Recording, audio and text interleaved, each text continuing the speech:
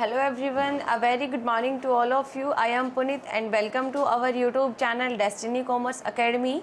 So today topic is Prevention of Money Laundering Act 2002. Okay आज हम इस act के बारे में कंप्लीट स्टडी करेंगे कि इस एक्ट के बारे में क्या क्या चीज़ें आपको दी गई है, क्या क्या प्रोविजंस बनाए गए हैं, मेन प्रोविजंस के बारे में पढ़ेंगे, अमेंडमेंट के बारे में पढ़ेंगे, क्या क्या अमेंडमेंट हुए हैं अभी आने वाले टाइम के, क्या क्या अमेंडमेंट हुए हैं, तो वो सब हम इस चैप्टर के अंदर हम कवर अप करेंगे। सो अगर आप हमारे चैनल पे नए हो तो चैनल को सबसे पहले सब्सक्राइब कर दीजिए एंड बेल आइकन प्रेस कर दीजिए ताकि आपको जो भी वीडियो लेक्चर के आने वाले अपडेशन है वो मिलते रहें और कॉमर्स के रिगार्डिंग जो भी अपडेट है वो आपको टाइम टू टाइम हमारे चैनल पे मिलते रहेंगे। तो आइए हम करते हैं आज का चैप्टर स्टार्ट या फिर एक्ट हम करते हैं start. Prevention of money laundering act, यानी कि यहाँ पे अगर बेसिकली हम मतलब समझना चाहते हैं लॉन्ड्रिंग का, तो लॉन्ड्रिंग का मतलब होता है इलीगल मनी को लीगल के अंदर कन्वर्ट करना और इस तरीके के जो भी आपके इलीगल एक्टिविटीज़ होती है मनी के रिगार्डिंग, सो उससे हम प्रिवेंट किस तरीके से कर सकते हैं। इस एक्ट के अंदर बहुत सारे प्रोविज़न बनाए गए हैं जो कि आज हम पढ़ेंगे। सो सबसे पहले हम बात करेंगे इंट्रोडक्शन की बात करते हैं। इंट्रोडक्शन की बात करते हैं तो अगर आता है कि एक्ट आपका कब इंट्रोड्यूस किया गया, कब इनेक्टेड हुआ, तो ये हुआ आपका 2002 में और प्रिवेंट करता है मनी लॉन्ड्रिंग से and convert the financing terrorism, यानी कि कोई भी अगर आतंकवाद से आप रिलेटेड लगा सकते हो, फाइनेंस के रिगार्डिंग अगर कोई भी चैलेंजेस या फेस करने को आपको कोई भी चैलेंजेस फेस करने को मिलता है तो उससे प्रिवेंट करता है ये एक्ट।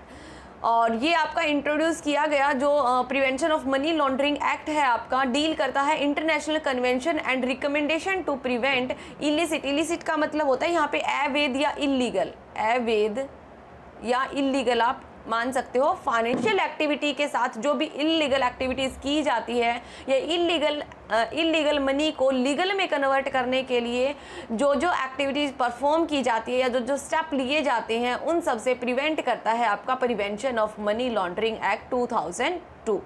और बेसिकली अगर बात करेंगे हम इस एक्ट के अंदर, देखिए यहाँ पे आपको दिया गया है कि ये जो एक्ट है आपको प्रोवाइड करता है, एक लीगल फ्रेमवर्क प्रोवाइड करता है प्रॉपर तरीके से कि आपको बचाता है, कि मनी लॉन्ड्रिंग से कंट्रोल करता है। और इसके अंदर प्रोविजंस बनाए गए हैं कि अगर कोई पर्सन इसी के रिगार्डिंग फाइनेंस के रिगार्डिंग कोई क्राइम करता है, और कन्फेशन का मतलब होता है जब्त करना, तो उसकी जो प्रॉपर्टी है, उसकी जो एसेट्स है वो जब्त कर ली जाती है गवर्नमेंट के द्वारा या जो भी अथॉरिटी बनाई गई है उसके द्वारा।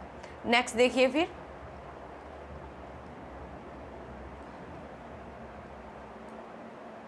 देखिए नेक्स्ट हम पढ़ते हैं क्रिमिनल यूज वाइड वैराइटीज़, यानी कि जो क्रिमिनल्स होते हैं वो बहुत सारे टाइप की वैराइटीज़ यूज़ करते हैं मनी लॉन्ड्रिंग के लिए, इलीगल एक्टिविटीज़ यूज़ करते हैं और मनी को इलीगल मनी को लीगल बनाने के लिए। अब जो इलीगल मनी है वो लीगल कब बनेगा, वो तब बनेगा जब आपका जो बैंक है वो आपको प्रॉपर तरीके से, जिस तरीके से हमारा लीगल मनी होता है उसी की तरह ट्रीट करे तो वो हमारा लीगल मनी बन जाता है।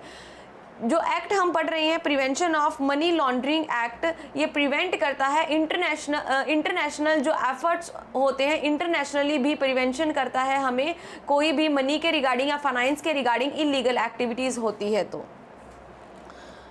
और जो मनी लॉन्ड्रिंग है एक इंटरनेशनल एफर्ट्स बन गया है आपका कि इंटरनेशनली आपकी जो है वो प्रिवेंशन करता है या प्रोटेक्ट करता है। बहुत सारी जो आपकी फाइनेंशियल इंडस्ट्रीज़ होती है वो खुद के रूल रेगुलेशन सेट करती है, like anti money laundering measure in place. And anti money laundering का मतलब क्या हुआ कि जिससे कि आपका जो इलीगल मनी है वो लीगल मनी में कन्वर्ट ना हो सके, उसके रिगार्डिंग बहुत सारे रूल रेगुलेशन बनाए जाते हैं। फिर हम पर्टिकुलरली पढ़ेंगे what is money laundering. So money laundering में आप बेसिकली लिख सकते हो इलीगल मनी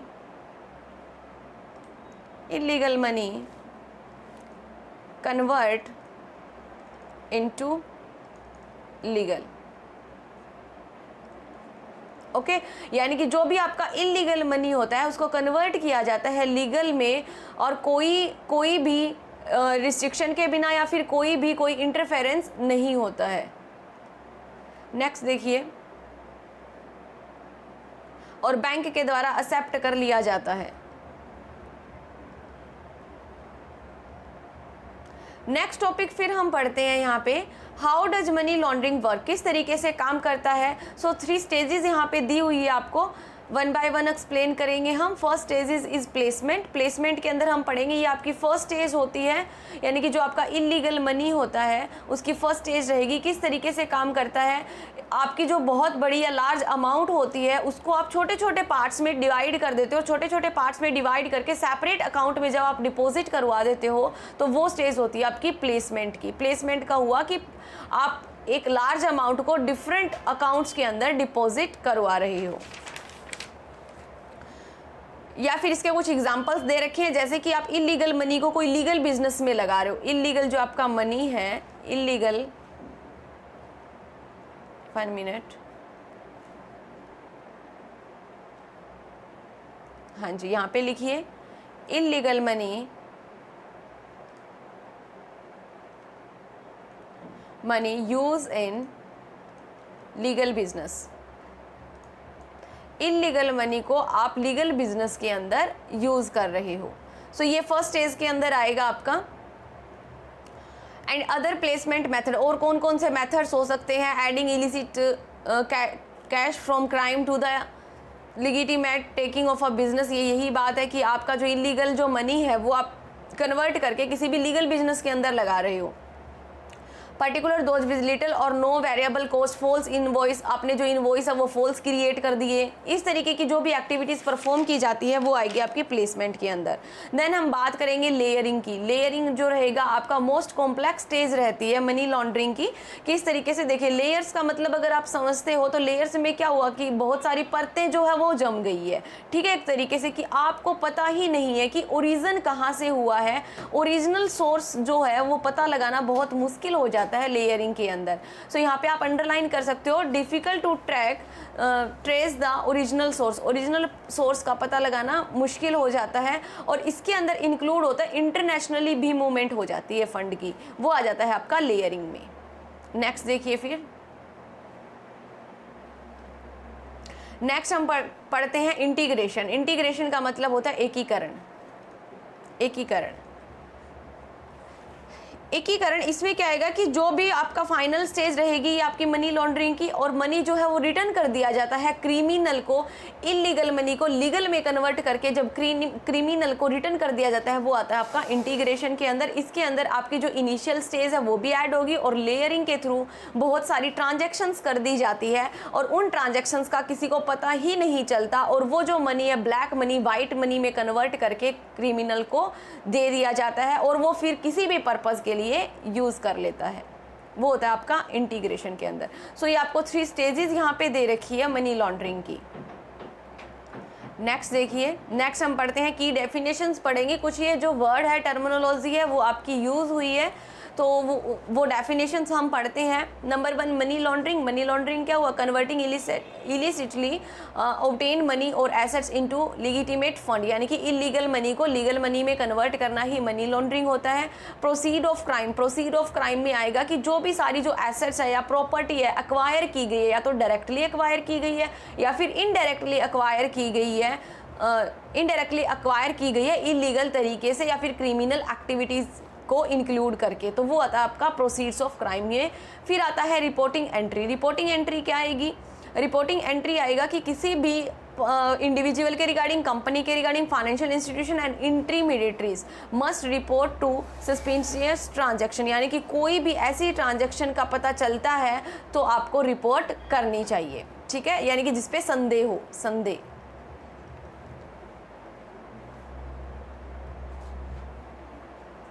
नेक्स्ट देखिए, फिर हम पढ़ेंगे ऑब्जेक्टिव पढ़ेंगे हम, यानी कि पर्टिकुलरली ऑब्जेक्टिव क्या रहेंगे मनी लॉन्ड्रिंग एक्ट के। So number 1 objective is prevention and control. सबसे पहले क्या करेगा, जो ये एक्ट है आपका prevention of money laundering act जो हम पढ़ रहे हैं, PMLA एक्ट हम पढ़ रहे हैं। सो ये प्रिवेंट करता है मनी लॉन्ड्रिंग से। अब मनी लॉन्ड्रिंग के अंदर क्या क्या चीज़ें इंक्लूड आएगी? आइडेंटिफिकेशन करना, इन्वेस्टिगेशन की जाती है, प्रिवेंट किया जाता है इलीगल मनी को जब कन्वर्ट किया जाता है लीगल मनी के अंदर। देन नेक्स्ट ऑब्जेक्टिव देखिए, नेक्स्ट ऑब्जेक्टिव आपका कॉन्फिगरेशन एंड सीज, यानी कि कोई भी जो एसेट्स है प्रिवेंट करता है। अगर कोई भी एसेट्स है पता चल जाता है कि ये मनी लॉन्ड्रिंग के रिगार्डिंग है या फिर इलीगल एक्टिविटीज़ की आपने एसेट्स इनटेक कर रखी है, सो वो जो एसेट्स है वो जब्त कर ली जाती है जब्त कर ली जाती है और उसके अगेंस्ट एक एक्शन लिया जाता है। देखिए यहाँ पे बताया गया है कि जो इन्फोर्समेंट एजेंसीज होती है, जो लॉ के अकॉर्डिंग बनाई गई है, गवर्नमेंट के द्वारा बनाई गई है, वो आपके अगेंस्ट लीगल एक्शन लेती है उन एसेट्स के रिगार्डिंग या फिर जो भी आपकी इनकम है जो गेन की गई है मनी लॉन्ड्रिंग से। नेक्स्ट देखिए पनिशमेंट। इस एक्ट के अंदर आपको पनिशमेंट भी प्रोवाइड ये जो एक्ट है आपको पनिशमेंट के बारे में भी प्रोवाइड करता है कि कोई भी जो इंडिविजुअल है अगर मनी के रिगार्डिंग अगर कुछ ऑफेंस करता है तो उसके रिगार्डिंग पनिशमेंट भी डिस्क्राइब की गई है, जो कि हम अभी नेक्स्ट पेज पर हम पढ़ेंगे कि किस किस तरीके की पनिशमेंट डिसाइड की गई है, कितनी कितनी अमाउंट की पेनल्टीज लगती है। तो सिर्फ यहाँ पे ऑब्जेक्टिव में हम यही पढ़ते हैं कि पर्टिकुलरली ऑब्जेक्टिव क्या रहता है इस एक्ट का। पर्टिकुलरली ऑब्जेक्टिव यही रहेगा इस एक्ट का कि पनिशमेंट जो है वो दी जाती है अगर कोई भी इलीगल एक्टिविटी परफॉर्म करता है। तो यहाँ पे it establish stringent penalties including imprisonment and monetary fine, यानी कि कठोर होता है इसका मतलब कठोर या कड़ी पेनल्टीज लगाई जाती है जिसके अंदर जेल भी हो सकती है और आपका मॉनिटरी भी फाइन इंक्लूड हो सकता है। नेक्स्ट आता है फिर adjudicating authority and appellate tribunal. देखिए इसके अंदर हम क्या पढ़ते हैं, फोर्थ वन आता है adjudicating authority and appellate tribunal भी एस्टैब्लिश किया गया है इस एक्ट के अकॉर्डिंग। एंड जो आपके एडजुडिकेटिंग अथॉरिटी और अपीलेंट ट्रिब्यूनल है ये हैंडल करते हैं सारे matter regarding to a money laundering. Next objective देखिए फिर नेक्स्ट फिफ्थ ऑब्जेक्टिव की बात करेंगे। फिफ्थ ऑब्जेक्टिव क्या कहता है, ऑब्लिगेशन ऑफ फाइनेंशियल इंस्टीट्यूशन। जितने भी फाइनेंशियल इंस्टीट्यूशन है उनकी ऑब्लिगेशन बनती है या फिर वो उत्तरदायित्व होते हैं किसी भी पर्सन का रिकॉर्ड करने के लिए, किसी भी इंडिविजुअल के रिगार्डिंग, या फिर रिकॉर्ड जो मेंटेन किया जाता है या कोई भी ट्रांजैक्शन में अगर उनको संदेह लगता है, शक लगता है तो उनको रिपोर्ट करनी चाहिए डायरेक्टली एडजुडिकेटिंग अथॉरिटी को या फिर अपीलेंट ट्रिब्यूनल को। सो यहाँ पर ऑब्लिगेशन किसकी रहेगी, फाइनेंशियल इंस्टीट्यूशन की रहेगी और ये प्रिवेंट करता है मनी लॉन्ड्रिंग एक्टिविटी से। सो नेक्स्ट देखिए एड्रेसिंग रिलेटेड इश्यूज। जो भी मनी के रिगार्डिंग जो रिलेटेड इश्यूज होते हैं ना वो इसी एक्ट के अकॉर्डिंग डील किए जाते हैं, या जो भी अगर कोई भी एसेट्स हो सकती है जो डायरेक्टली एक्वायर की गई है या फिर इनडायरेक्टली एक्वायर की गई है, ये सारी जो एसेट्स होती है, ये सारे जो इश्यूज होते हैं ये कौन परफॉर्म करेगा या कौन हैंडल करेगा, ये जो एक्ट है इसी के अकॉर्डिंग जो अथॉरिटीज़ बनाई गई है वही सारे हैंडल्स करती है। और अगर कोई भी प्रॉब्लम हो जाती है या फिर मान लीजिए किसी ने ऑफेंस किया है रिगार्डिंग टू द एसेट्स तो उनको पनिशमेंट भी दी जाती है और पेनल्टीज भी लगती है। नेक्स्ट देखिए फिर नेक्स्ट हम पढ़ेंगे कुछ कॉमन टर्म्स है जो यूज़ करते हैं हम regarding to the money laundering. First one is a hawala, bulk cash smuggling, fictional loan, cash incentive business, round tripping, trade based laundering, shell companies and trust, real estate, gambling, fake invoice. ठीक है, ये जो सारी जो ये common terms है जो money laundering के टाइम यूज़ की जाती है।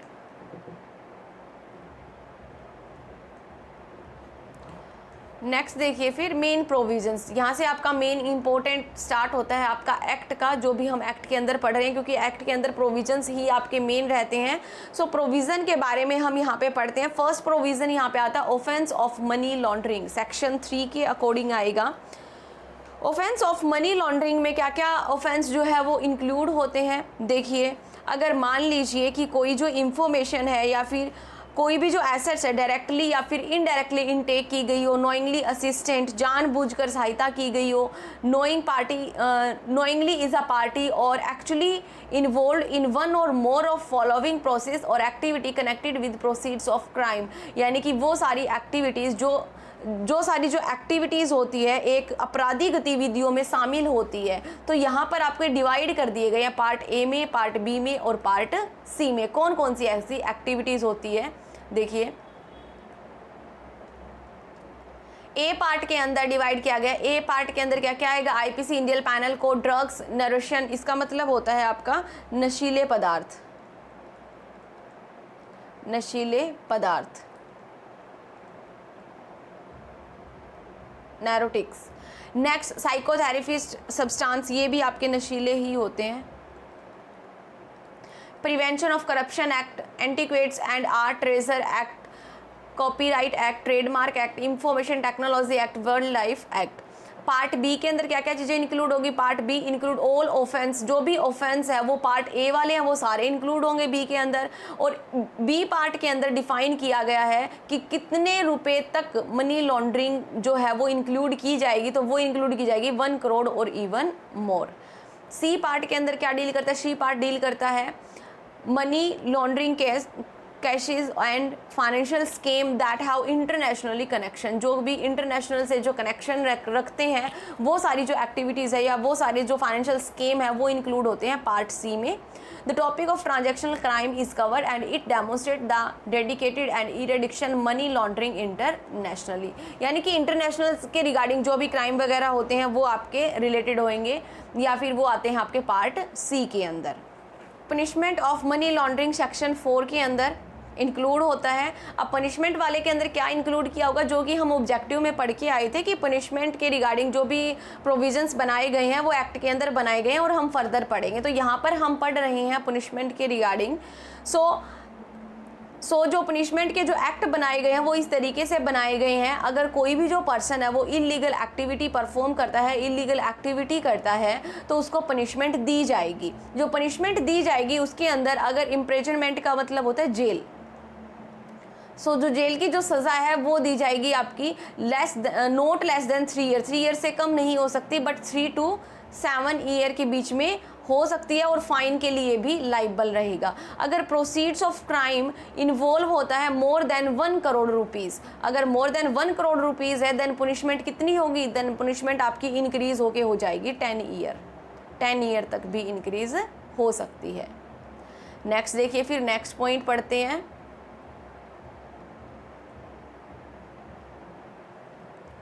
नेक्स्ट पॉइंट देखिए,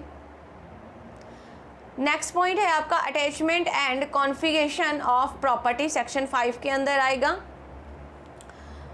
PMLA 2002 यानी कि prevention of money laundering act 2002 allow for attachment and configuration. Configuration का मतलब होता है जब्त करना।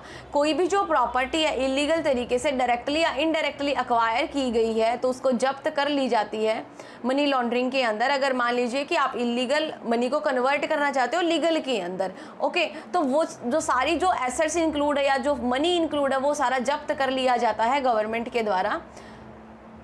नेक्स्ट देखिए, फिर सोल्ड कर दिया जाता है गवर्नमेंट के द्वारा। नेक्स्ट पॉइंट देखिए, नेक्स्ट प्रोविजन हम फिर पढ़ते हैं adjudicating authority section 6। Adjudicating authority पढ़ते हैं सेक्शन 6 के अंदर। एडजुडिकेटिंग अथॉरिटी जो है वो अपॉइंट की जाती है सेंट्रल गवर्नमेंट के द्वारा एंड एडजुडिकेटिंग अथॉरिटी का जो वर्क होता है वो क्या रहेगा, to exercise power and authority conferred under the PMLA act, यानी कि जो भी पावर है, जो अथॉरिटी है वो इन पर्सन्स को एडजुडिकेटिंग अथॉरिटी को दी जाती है सेंट्रल गवर्नमेंट के द्वारा। और एडजुडिकेटिंग अथॉरिटी के अंदर चेयरमैन होता है और 2 पर्सन और होते हैं, 2 मेंबर और होंगे under the section 6(2) of PMLA। और उनके अंदर से किसी भी एक इंडिविजुअल की जो क्वालिफिकेशन है, एक्सपीरियंस होना चाहिए लॉ में, एडमिनिस्ट्रेशन में, फाइनेंस में एंड अकाउंटेंसी फील्ड में। नेक्स्ट देखिए, फिर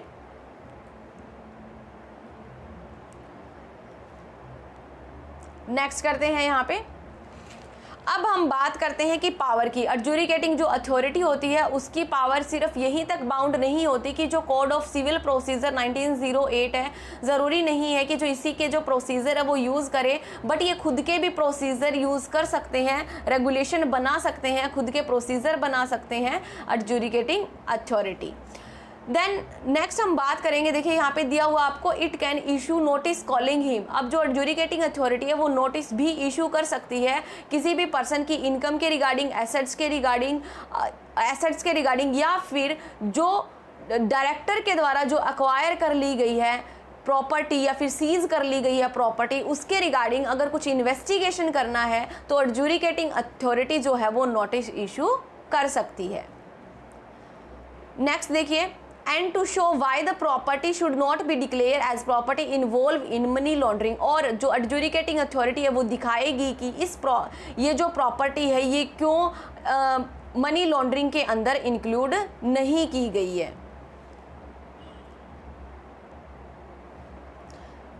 ओके, नेक्स्ट देखिए,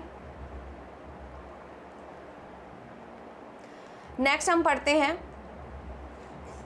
adjudicating authority will record finding. Adjudicating authority जो है वो रिकॉर्ड भी बनाएगी, सभी ट्रांजैक्शन के रिगार्डिंग रिकॉर्ड बनाती है और रिकॉर्ड चेक करती है। एडजुडिकेटिंग अथॉरिटी सारे रिकॉर्ड चेक करेगी और अगर मान लीजिए किसी की अगर कंप्लेन आई है तो उसको क्या करती है एडजुडिकेटिंग अथॉरिटी, सारी इन्वेस्टिगेशन करती है। अगर इन्वेस्टिगेशन करती है तो जो भी पर्सन होता है जिसके ऊपर उसको शक है कि हाँ इस पर्सन के पास जो इलीगल मनी मिल सकता है, उस पर्सन को बोलते कि आप प्रूफ कर दीजिए या फिर मेरे को एविडेंस दिखा दीजिए, आपकी इनकम का एविडेंस दिखा दीजिए या फिर आपकी जो प्रॉपर्टी उसके सारे एविडेंस दिखा दीजिए। ठीक है, अगर वो एविडेंस दिखा देती है तो वो जब्त नहीं करती है उसकी प्रॉपर्टी को, बट अगर वो एविडेंस नहीं दिखा पाती तो उसकी प्रॉपर्टी को जब्त कर लेती है या फिर पेनल्टीज इम्पोज करती है। नेक्स्ट देखिए, adjudicating authority decide that property involve in money laundering. अगर एडजुडिकेटिंग अथॉरिटी डिसाइड करती है कि जो उसकी प्रॉपर्टी है वो मनी लॉन्ड्रिंग के अंदर इन्वॉल्व है, सो जो जिस पर्सन ने भी, जो अपराधी पर्सन है, जिस पर्सन की जो प्रॉपर्टी है वो सारी अटैच कर दी जाती है या सीज कर दी जाती है, और जिस पर्सन की वो रियल में जो प्रॉपर्टी है या जिसे एक्वायर की गई है उस पर्सन को रिटर्न कर दी जाती है। ये सारा वर्क करती है आपकी एडजुडिकेटिंग अथॉरिटी। नेक्स्ट देखिए, स्टाफ ऑफ एडजुडिकेटिंग अथॉरिटी। क्या क्या स्टाफ रहता है एडजुडिकेटिंग अथॉरिटी का? जो स्टाफ है या फिर एडजुडिकेटिंग अथॉरिटी के रिगार्डिंग प्रोवाइड करवाया जाता है सेंट्रल गवर्नमेंट के द्वारा। ऑफिसर एंड एम्प्लॉयज़, जैसा भी गवर्नमेंट को सही लगता है उसी टाइप के ऑफिसर और एम्प्लॉय जो है वो अपॉइंट करवाए जाते हैं एंड वही सारे फंक्शंस परफॉर्म करेंगे ऑफिसर्स और एम्प्लॉय जो कि जनरल सुपरिटेंडेंट ऑफ चेयरमैन के द्वारा दिए जाते हैं। नेक्स्ट देखिए, नेक्स्ट आता है एडजुडिकेशन। एडजुडिकेशन की हिंदी लिख लीजिए, यहाँ पे आएगा आपका न्यायिक निर्णय।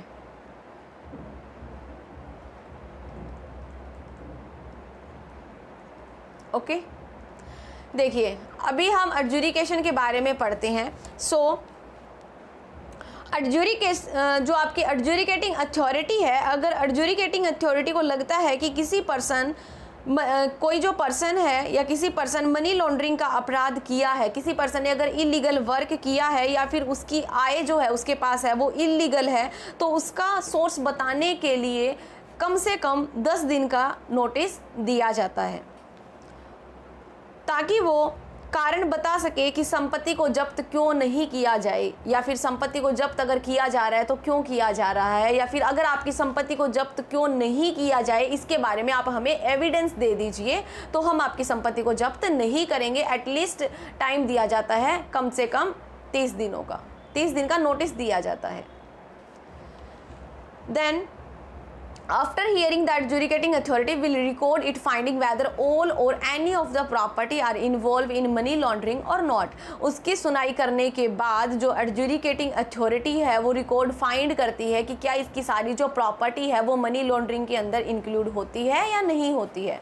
Then next, where adjudicating authority decide that any property involved, अगर adjudicating authority को लगता है कि जो इसकी प्रॉपर्टी है, जो मनी है वो इंक्लूड है मनी लॉन्ड्रिंग के अंदर, सो सारी जो प्रॉपर्टी है वो अटैच कर दी जाती है एक साथ एंड जो प्रॉपर्टी ऑलरेडी अटैच है वो भी इंक्लूड कर दी जाती है और वो कंटिन्यू रखा जाता है जब तक ट्रायल कोर्ट का फाइनल डिसीजन नहीं आ जाता है।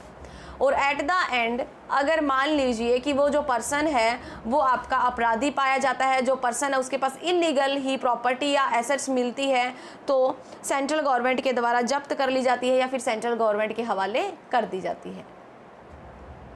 नेक्स्ट देखिए, नेक्स्ट फिर हम पढ़ते हैं रिपोर्टिंग ऑब्लिगेशन। रिपोर्टिंग ऑब्लिगेशन आता है सेक्शन 12 के अंदर। अब रिपोर्टिंग ऑब्लिगेशन के अंदर क्या क्या पढ़ेंगे? Reporting obligation on various entries, किस किस की ऑब्लिगेशन रहेगी जिसके अंदर इंक्लूड होते हैं बैंक इंक्लूड होते हैं, फाइनेंशियल इंस्टीट्यूशन इंक्लूड होता है एंड इंटरमीडिएटरीज इंक्लूड होते हैं। एंड फॉलोइंग आपको बताया भी है क्या क्या ऑब्लिगेशन रहती है। To maintain record of every transaction, हर एक ट्रांजैक्शन का रिकॉर्ड आपको रखना ज़रूरी होता है कि हर एक का आपको पता होना चाहिए कि ये जो ट्रांजैक्शन है ये कहाँ से हो रही है, कितने टाइम बाद हो रही है, किस तरीके से हो रही है। Next, to inform the director appointed by under the PMLA। PMLA के अकॉर्डिंग जो भी डायरेक्टर अपॉइंट किया जाता है उसको इन्फॉर्म करना चाहिए, जो भी आपको टाइम अलॉट किया गया है उसी के अकॉर्डिंग आपको इन्फॉर्म करना चाहिए regarding to every transaction. Next देखिए, द नेक्स्ट पॉइंट की बात करेंगे, third point, to verify identity of the client, यानी कि हर एक जो क्लाइंट होता है उसकी आइडेंटिटी को वेरीफाई करना।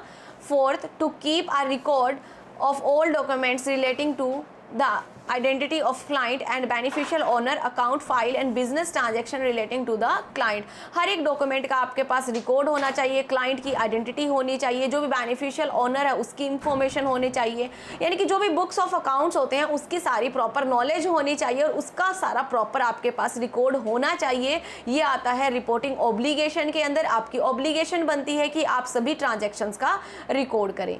नेक्स्ट देखिए, इसके रिगार्डिंग और क्या क्या प्रोविजंस बनाए गए हैं वो हम पढ़ते हैं।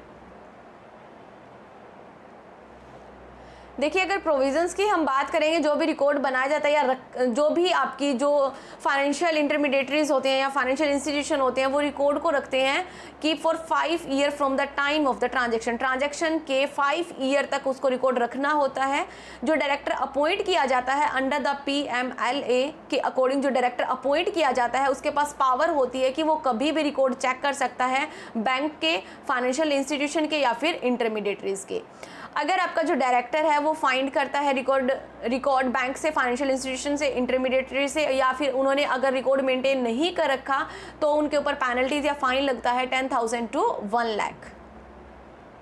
ओके, यहाँ तक कर लेना। नेक्स्ट देखिए फिर appeal and tribunal.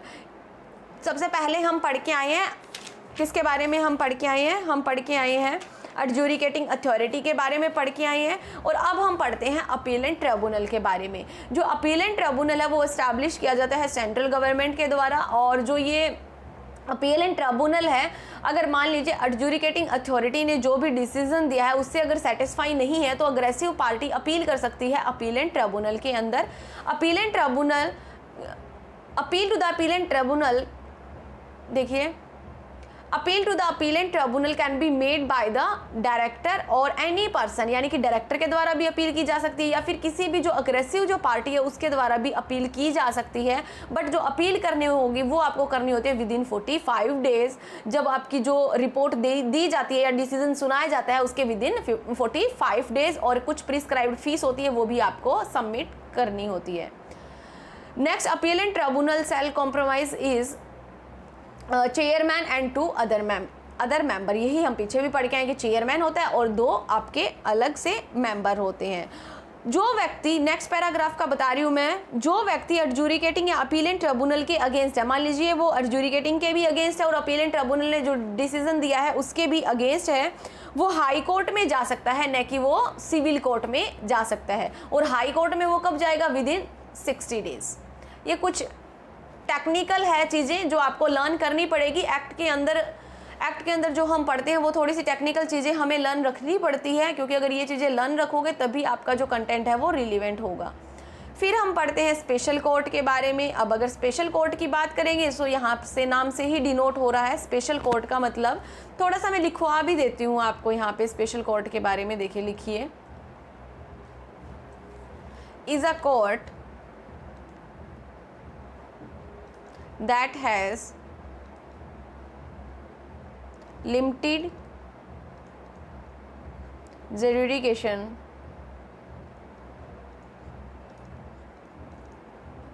and deal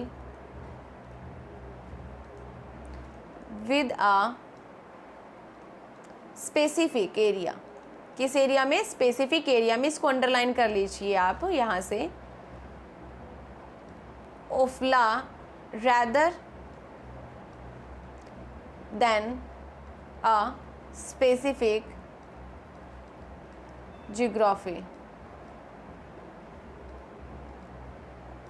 geographical location।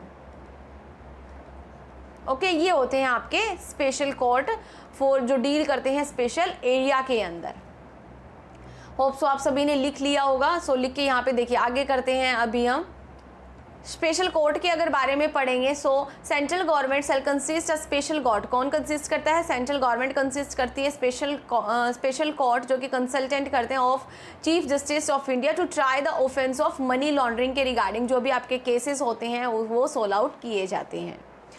फिर हम पढ़ेंगे अगर जो ऑफेंस आपके हो रहे हैं उसको लीगल कार्रवाई के लिए स्पेशल कोर्ट बनाए जाते हैं, स्पेशल कोर्ट के द्वारा हैंडल किए जाते हैं जो भी आपके लीगल कार्रवाई होती है या फिर कोई अपराध होता है कोई मनी लॉन्ड्रिंग के रिगार्डिंग। ओके, नेक्स्ट देखिए फिर